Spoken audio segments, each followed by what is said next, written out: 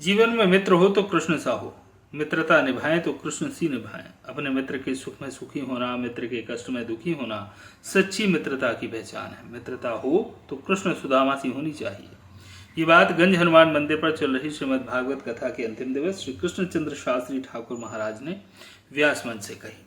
अपार जन समूह से भरे कथा पंडाल को संबोधित करते हुए कथा व्यास ने कृष्ण सुदामा की आत्मीय मित्रता को सुनाते हुए कहा कि कुछ लोगों ने उनका वर्णन ठीक ढंग से नहीं किया। भक्त सुदामा बड़े ही त्यागी, तपस्वी और भजनानंदी ब्राह्मण थे। वह निर्धन थे परंतु भीख नहीं मांगते थे। श्री कृष्ण के नाम का निरंतर जाप करना ही उनका परम धन था।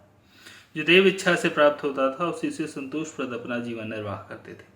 अपनी पत्नी सुशीला के कहने पर सुदामा कृष्ण से मिलने द्वारका गए। अपने सबसे आत्मीय मित्र को अपने पास देखकर उनका यथोचित सत्कार किया और ब्राह्मण मित्र को जब तिलक लगा रहे थे तब मित्र सुदामा के माथे की रेखा को पढ़ लिया। इसमें क्षय लिखा था।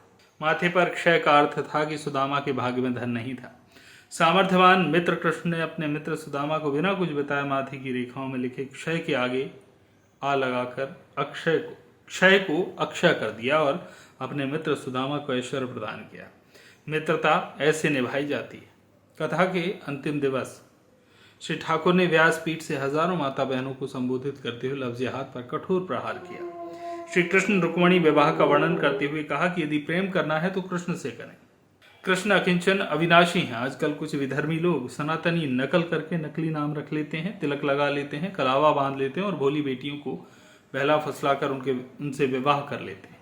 इसके बाद जब सच्चाई पता चलती है तो उन बेटियों पर अत्याचार करते हैं, उनका धर्म परिवर्तन कराते हैं। अनेकों बार तो बेटियों के शरीर के टुकड़े टुकड़े करके हत्याएं की जा चुकी हैं। इसलिए सनातन की हर बेटी सतर्क रहे, इन विधर्मियों से डरे ना, अपने भाइयों की मदद ले। सरकार भी इनको मृत्यु दंड की सजा का प्रावधान करे।